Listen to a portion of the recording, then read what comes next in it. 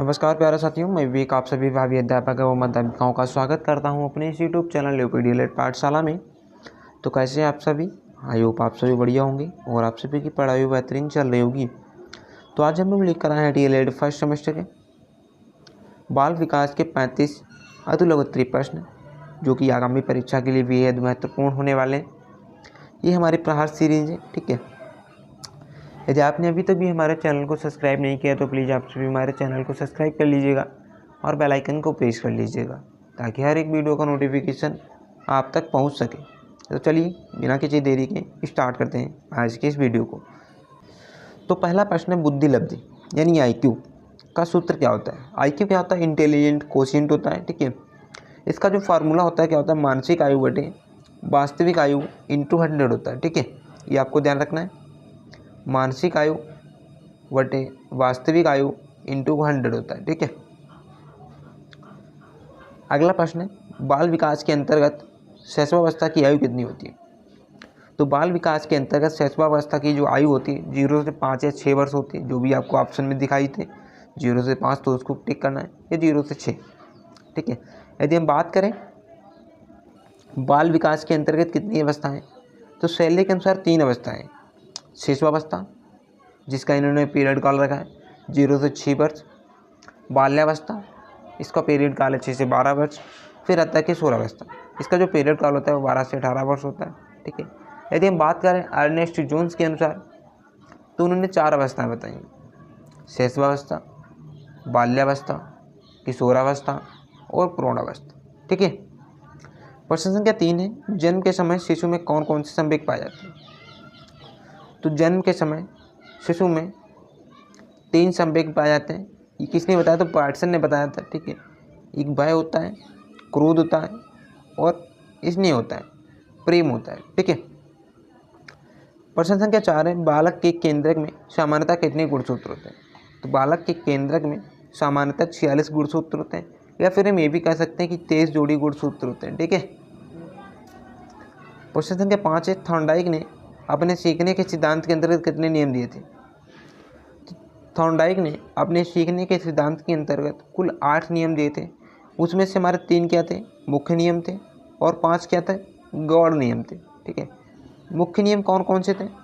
एक तो प्रभाव का नियम हो गया, तत्परता का नियम हो गया और अभ्यास का नियम हो गया। ये हमारे मुख्य नियम थे, और बाकी के 5 गौड़ नियम थे, ठीक है। प्रश्न संख्या 6 है प्यास, भूख, नींद, प्रतिष्ठा में से कौन सा अर्जित अभिप्रेरणा है।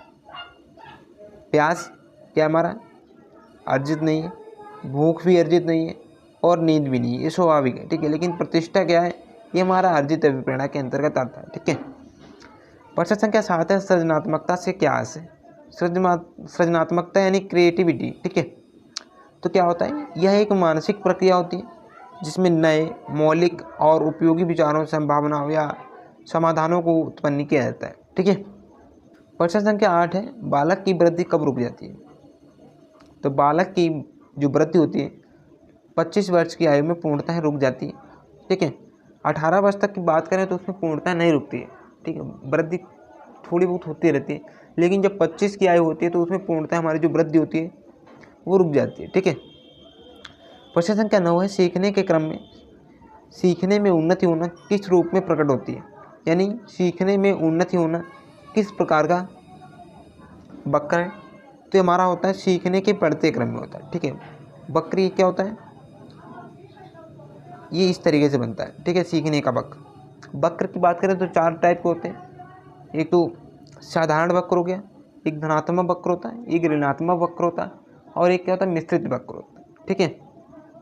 धनात्मक में क्या होता है? धनात्मक में कुछ इस तरीके से ग्राफ बनता है, इस तरीके से, ठीक है, इस तरीके से बनता है।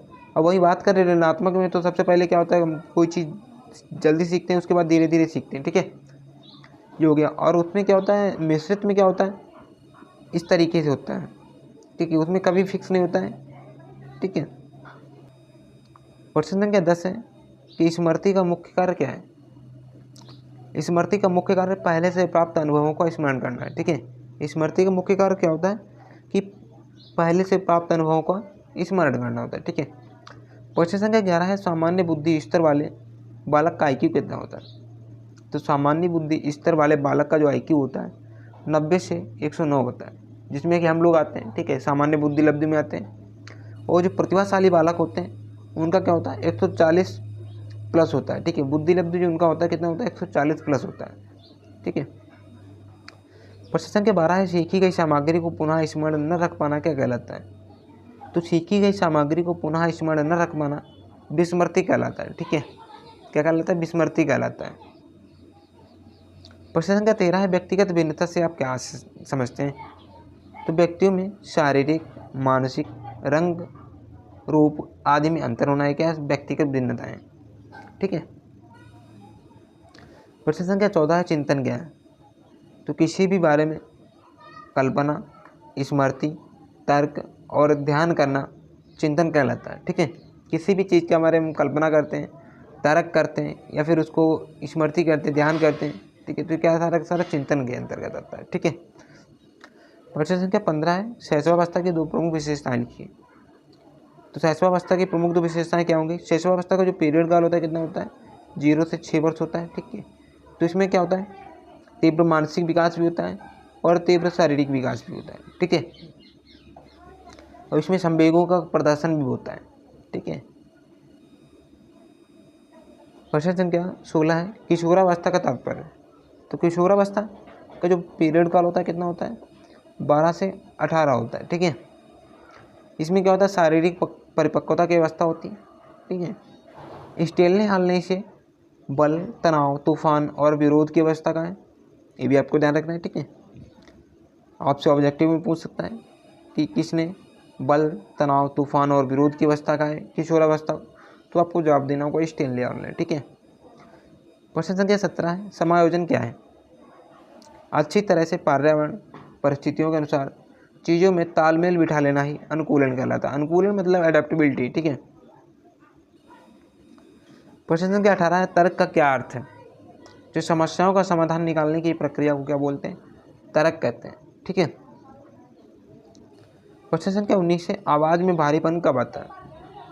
तो आवाज़ में भारीपन जो होता है हमारा किशोरावस्था में आता है, ठीक है। 12 से 18 वर्ष की आयु में आवाज़ में भारीपन आने लगता है, ठीक है। ये इसका विशेष लक्षण होता है किशोरावस्था का, यौवन का, ठीक है। प्रश्न संख्या 20 है, रुचियों के भेद बताइए। तो रुचि हमारी कितने टाइप से? 2 प्रकार की होती है। एक तो जन्मजात रुचि होती है, एक अर्जित रुचि होती है। एक तो हमें सीखने के बाद प्राप्त होती है, एक क्या होती है? जन्मजात में प्राप्त होती है, ठीक है। प्रश्न संख्या 21 से, अमूर्त बुद्धि से आप क्या समझते हैं? तो अवधारणाओं, विचारों, समस्याओं को समझने और हल करने की जो क्षमता होती है उसे हम क्या बोलते हैं? अमूर्त बुद्धि बोलते हैं, ठीक है। अमूर्त बुद्धि में बालक सामान्यतः उस चीज़ के बारे में चिंतन करता है जो इस दुनिया में उपलब्ध नहीं होती, ठीक है। प्रश्न संख्या 22 से, अधिगम का क्या अर्थ है? बालक गर्भावस्था से लेकर मृत्यु अवस्था तक जो कुछ भी सीखता है अधिगम कहलाता है, ठीक है। प्रश्न संख्या 23 है कि रुचियों के भेद बताइए। तो रुचि हमारी कितने प्रकार की होती है? 2 प्रकार की होती है। एक तो जन्मजात रुचि होती है, एक क्या होती है? अर्जित रुचि होती है, ठीक है। क्वेश्चन संख्या 24 है, स्थानदायिक द्वारा प्रतिपादित 3 मुख्य नियम कौन कौन से? तो ऊपर के क्वेश्चन में हम लोग जिक्र कर चुके हैं कौन कौन से? अभ्यास का नियम, तत्परता का नियम और प्रभाव का नियम, ठीक है। इन्होंने कुल 8 नियम दिए थे, जिनमें से हमारे 3 क्या थे? मुख्य नियम थे और 5 क्या थे? गौड़ नियम थे, ठीक है। प्रश्न संख्या 25 है, अंतर्दृष्टि के सिद्धांत का प्रतिपादक कौन है? तो अंतर्दृष्टि सिद्धांत के प्रतिपादक कौन है? तो कोहलर है, ठीक है। प्रश्न संख्या 26 है, बिने साइमन बुद्धि परीक्षण कब बनाया गया? तो बिने साइमन बुद्धि परीक्षण से 1905 ईस्वी में बनाया गया था। आपसे क्वेश्चन में जितना पूछा जाए उतना ही लिखना है, आपको कॉपियाँ नहीं बननी है एग्जाम हॉल में बैठ के, ठीक है। नहीं तो आपके जितने भी लघु उत्तरीय प्रश्न हैं, ठीक है, छूट जाएंगे और टीचर सिर्फ आपको पेज भरने से मार्क्स नहीं देता है। प्रश्न संख्या 27 है कि स्मृति के 4 पद कौन कौन से हैं? तो स्मृति के 4 पद निम्नलिखित हैं: अधिगम यानी लर्निंग, धारणा यानी मेमोरी, पुनः स्मरण यानी रिकॉल, पहचान रिकॉग्नाइजेशन, ठीक है। 4 हमारे स्मृति के पद हैं। प्रश्न संख्या 28 से, अर्नेस्ट जोन्स ने बाल विकास को कितनी अवस्थाओं में विभाजित किया है? तो 4 अवस्थाओं में विभाजित किया है: शैशवावस्था, बाल्यावस्था, किशोरावस्था और प्रौढ़ावस्था, ठीक है। प्रश्न संख्या 29 है, पावलोव ने अपने प्रयोग में किस पशु का उपयोग किया? तो पावलोव ने अपने प्रयोग में कुत्ता का उपयोग किया था। ठीक है। प्रश्न संख्या 30 है, बुद्धि की कोई एक परिभाषा लिखिए। तो बुद्धि सोचने, तर्क करने, अनुभव से सीखने, समस्याओं को हल करने और नई परिस्थितियों में खुद को ढालने की क्षमता होती है। ठीक है। क्वेश्चन संख्या 31 है, कल्पना से आप क्या समझते हैं? तो कल्पना क्या होता है? किसी भी पुरानी चीज़ के बारे में सोचना क्या कल्पना है। ठीक है। जैसे कि महाभारत में क्या हुआ था उस समय, उस चीज़ के बारे में हम कल्पना कर रहे हैं, बाकी हमने देखा तो है नहीं उसके बारे में। ठीक है, बस हम कल्पना मात्र कर सकते हैं। क्वेश्चन संख्या 32 से संतुलन यानी इक्विलिब्रेशन क्या होता है? जब बच्चा अपने निर्णय स्वयं लेने लगे तो उसे संतुलन की स्थिति कहते हैं। ठीक है, संतुलन की स्थिति क्या होती है? जब बच्चा निर्णय स्वयं लेने लगे। ये कब संभव होता है? जब बच्चा अपनी किशोरावस्था की एज में होता है, 18 वर्ष लगभग पूर्ण कर चुका होता है, तो वह निर्णय स्वयं लेने के लिए तत्पर हो जाता है। इसे हम क्या बोलते हैं? परिपक्व अवस्था की उम्र भी बोलते हैं, किशोरावस्था को। ठीक है। प्रश्न संख्या 33, शारीरिक विकास को प्रभावित करने वाले 4 कारक कौन कौन से? तो शारीरिक विकास को प्रभावित करने वाले 4 कारक निम्नलिखित हैं। एक तो वंशानुक्रम हो गया, वातावरण हो गया, पोषण हो गया, ठीक है, सामाजिक वातावरण हो गया, ठीक है, और क्या हो गया? आपका आनुवंशिकता हो गया। ठीक है। प्रश्न संख्या 34 है, व्यक्तित्व मापन की कोई 2 प्रक्षेपण विधियां लिखिए। तो एक हमारी होती है रोरसाक स्याही धब्बा परीक्षण, ठीक है, एक होता है बाल संप्रत्यक्षण परीक्षण, जिसे CAT बोलते हैं। प्रश्न संख्या 34 है, व्यक्तित्व मापन की कोई 2 प्रक्षेपण विधियां, रोरसाक स्याही धब्बा परीक्षण, बाल संप्रत्य परीक्षण। तो बाल संप्रत्य परीक्षण को हम क्या बोलते हैं? CAT परीक्षण भी बोलते हैं। और रोरसाक स्याही धब्बा परीक्षण, ये भी हमारा व्यक्तित्व का ही मापन करता है। इसमें क्या होता है? 10 कार्ड होते हैं। इसमें कार्डों की संख्या कितनी होती है? 10 होती है। प्रश्न संख्या 35 है, आलपोर्ट के अनुसार व्यक्तित्व की परिभाषाएं क्या है? तो गार्डन आलपोर्ट के अनुसार व्यक्तित्व व्यक्ति के भीतर उन मनोशारीरिक प्रणालियों का गतिशील संगठन है जो उसके व्यवहार और विचारों को निर्धारित करता है। तो दोस्तों, ये थे हमारे 35 क्वेश्चन बाल विकास के अति लोकप्रिय प्रश्न, जो कि मैं उम्मीद करता हूँ कि आगामी परीक्षा में बहुत ही सफल साबित होंगे। तो दोस्तों, आप सभी कमेंट बॉक्स में बताइएगा ये वीडियो आप सभी को कैसा लगा। वीडियो पसंद आया हो तो लाइक शेयर एवं चैनल को सब्सक्राइब करना ना भूलें। Thank you for watching. मिलते हैं नेक्स्ट वीडियो में, तब तक के लिए टेक केयर, बाय बाय, जय हिंद, जय भारत।